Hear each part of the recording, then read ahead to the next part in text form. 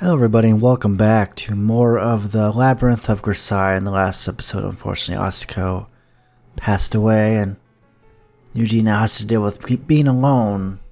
Well, he's got JB, so he's not completely alone, but sure does feel like it right now. By the time my master's body was cremated, I'd managed to regain at least a little presence of mind. When JB came back from the crematorium and told me an old 9mm bolt had emerged from the remains, I even managed to crack a smile. Typical Asako. Still, I didn't feel much of anything, really. On some level, I didn't really believe that Asako was never coming back to this cabin. All I had to do was close my eyes and I could see her, swinging open the bedroom door with a yawn, her hair unkempt, scratching her big behind, poking her head into the fridge to find a beer. And the images were so vivid, I could almost convince myself that they were real. I saw these ghostly trances of Asako's constantly, and so I had to keep reminding myself that she was gone, over and over again.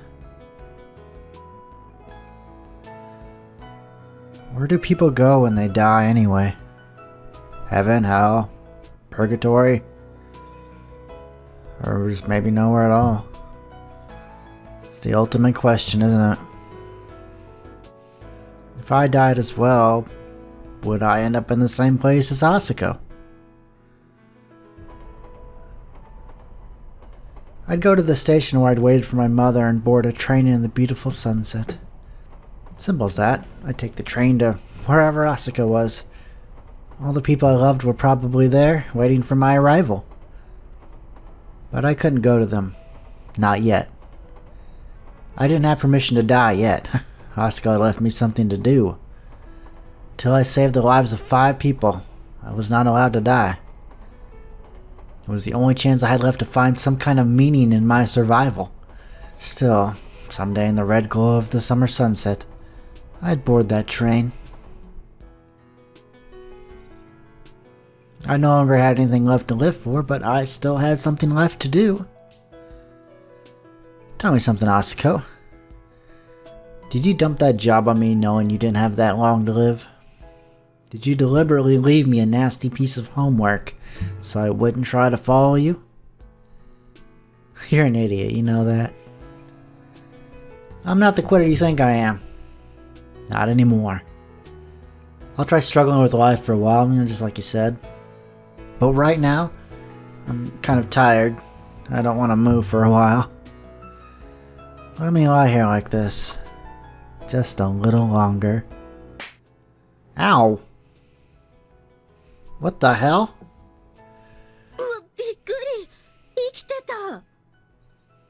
JB? あなた、ここ1週間何してたのよ。何度電話しても出ないし、留守電残したりメールしても返事が来ないし。こうして来てみれば床の上に転がってるし、死んでるのかと思ったわ。Oh, sorry. Where'd I put my phone anyway? I was in my pocket. 玄関の横に落ちてたわよ。っていうかバッテリー切れてるし。Right, I remember I tossed it over there right after I got back to Japan. I must have just forgotten about it. I'm sorry. 無責任にこんなこと言いたくないけど、しっかりしなさいよ。Yeah, probably. Azuko's death had to be hitting JB hard too. I mean, they went way back. You know she's feeling a little bit of pain. Even so, though, the woman hadn't let herself shed a single tear in front of me. That's pretty strong resolve, if anything else. I knew she was incredibly sad, but she was trying to be strong anyway. Get it together had to be the last thing she wanted to hear right about now, but she was saying it anyway, for my sake. After slowly exhaling the air inside my lungs, I drew a deep, quiet breath. Okay. So why are you here? Do I have a job? 引っ越し。 Move? Who's moving? Me? Am I moving? I already moved. I don't want to move again. あなたの。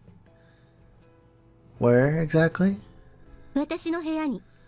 Oh. Why? I like it here. あなた一人にしておくとダメになるから。How do you know? Oh, I see. This is probably for the best. She had a point. Staying in a cabin where Asuko's scent still lingered in the air would just keep my mind running in circles. This place was paralyzing me. As much as I did when I was at my house. If moving could change my mood even slightly, it probably wasn't a bad idea. The move itself didn't take particularly long. It only took me 10 minutes to push all my possessions into a backpack. Something I wish I could do right now. That would be awesome. After depositing it in the trunk of JB's bright yellow car, I took a nap in the passenger seat. By the time I woke up, we'd arrived at my new residence. Ooh, this is pretty swanky. JB's apartment building stood in the Akasaka district of the Minato ward. I don't know where that is, but I'm assuming it's pretty upscale. From Roppongi Street, you reached it by climbing a hill lined with cherry blossom trees. A hotel owned by an airline was visible nearby. I was a little impressed that she managed to live in a neighborhood this nice, considering that Surs wasn't exactly known for its generous salaries. Oh, I'm sure she's making a pretty good salary, being where she is. But I had to assume they paid the desk types a good deal better than us field agents, whose pitiful low base wages were supplemented by commissions. Nice place you got here. 借り物よ。私の部屋じゃないわ。What do you mean? Who's letting you borrow it? What? サムおじさん。彼はとってもいい人よ。I get it. Basically, she was using a spare apartment Uncle Sam had purchased near this American embassy as housing for important diplomats. Somehow or other, this shaggy head had earned herself the title of Auxiliary Section Chief in Central Intelligence and Research's 2nd Division. And that was probably enough to earn her a few perks like this, I would imagine. Shaggy as she might be, she really was one hell of a career woman. On top of which she drove an expensive Italian car and lived in a pricey Akasaka apartment. I don't understand why you have such trouble getting men, JB. I mean, look at you. You're beautiful, smart, semi-wealthy. What's wrong? は？何よ急に。そんなしみじみと考え込むようなこと？ I mean, I guess it's because you're a little annoying. I mean, nothing else really comes to mind. うるさいわね。私は男より仕事を優先しているだけで、別にモテないわけじゃないのよ。Okay, calm っ down. ていうか、ちょっとうざいって言わないで。Calm down, JB. I meant it as a compliment. どこが？いいわ。とりあえず、そっちの奥の部屋、空いてるから好きに使いなさい。Thank you. Alrighty. I tried my best to adapt to my new lifestyle in this comfortable environment. Living with someone who shared my sadness would make everything easier on us both. We'd be able to support each other. That was what I thought, at least. It proved to be a good deal more complicated and difficult than I expected. The two of us couldn't quite figure it out. Even so, it's not like living with the JB was exactly unpleasant. Yuji, 起きなさい。 Yeah, I'm awake. おはよう。ひどい顔ね。また眠れなかったの？ No, I slept just fine. I saw a weird dream, that's all. そう。私もう仕事に出なきゃいけないんだけど、朝ごはん自分で食べられる？ It's fine, don't worry about it. I'll take out the garbage so you can just leave that. これはゴミじゃないわよ。服を買っておいたから、外に出るときはこれに着替えて。それと、携帯電話を必ず持っていくこと。Got it. それと、テーブルの上に食事台が置いてあるから、お昼はそのお金で好きなものを食べなさい。Thank you. じゃあ、行ってきます。Right. See you later, have fun. The smell of coffee, the sound of a television set left on. Whenever JB left for work, her apartment instantly became a much larger and lonelier place. Pouring myself a cup of coffee from what remained in the pot, I took an orange and some natto from the fridge, then cut a thick slice from a loaf of 1800 yen bread. That's really expensive bread. Why is it so expensive? I don't know. I opened the package of natto, mixed in the included mustard and sauce, and stirred the beans around. Once the mixture was nice and sticky, I added a bit of mayo and stirred it up again. Plopping this mixture onto my piece of bread, I added a bit of sliced cheese and slipped it into the toaster oven. As I waited for the machine to toast my breakfast, I took a few sips from my cup of caffeine-free coffee. It was oddly flavorless. Opening the curtains, I looked down to see that JB's Modena was just poking its yellow nose out of the building's underground garage. Our flashy prancing horse would be warming up its engine in traffic before long. No doubt she'd end up locked in another battle with her commuting arch-rival, a red-brown Gallardo, made by a tractor company with a water buffalo for a logo. Oh, it's done! There wasn't a toaster in JB's apartment originally. Until I arrived, she'd just been using the toaster mode on her microwave. But I really wanted a traditional model, so I picked one up for 2,000 yen at a Shinjuku electronics retailer. Tastes good. Yum yum. Luxury apartment full of luxury furnishings? This isn't the life for me. I like the rustic cabin atmosphere. The sleek, high-class environment, the cheap toaster on the kitchen counter stuck out like a sore thumb. We had a great deal in common, me and that toaster. We weren't completely useless, but we just didn't fit in here. JB and Asako, for two old friends who'd grown up in the same orphanage, they certainly approached life in different ways. That morning I dreamed of Asako for the first time in a while. In my dream, Asako had been chopping up cabbages from the garden out behind her cabin and stuffing them into beer mugs. Don't know why. Then adding crushed ice drenched in French dressing, producing a bizarre concoction she referred to as ice cabbage. That sounds absolutely disgusting. My god, she never stops with creative cuisine. Glancing over at me as I watched in horror, Asako had proceeded to grab bits of cold, crisp cabbage with her chopsticks, while simultaneously guzzling sweet potato shochu on the rocks. If I told JB about this, she would probably have answered, "That sounds like Asako, alright," with a gentle smile. But even so, I was trying not to mention Asako around JB when I could possibly help it.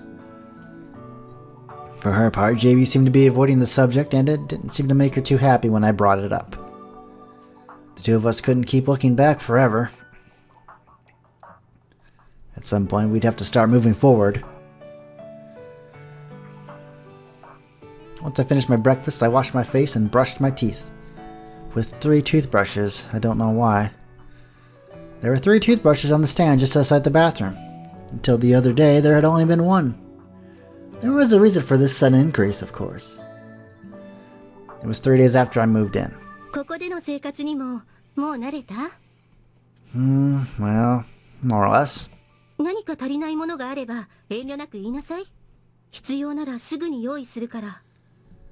Well, it's... Oh, right, how about a firmer toothbrush? Yours is way too soft.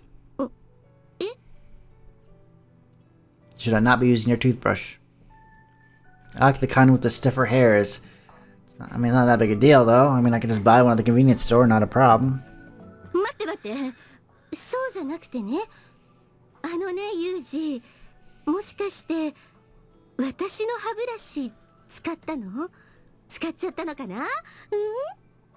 I could neither confirm nor deny that statement. You said I could use anything in the apartment, didn't you? Does that not extend to toothbrushes? Was that off limits?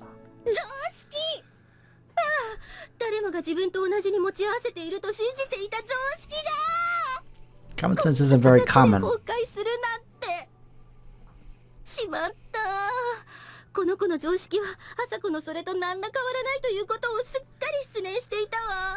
Well, she did raise me. Mostly. I'm sorry, JB.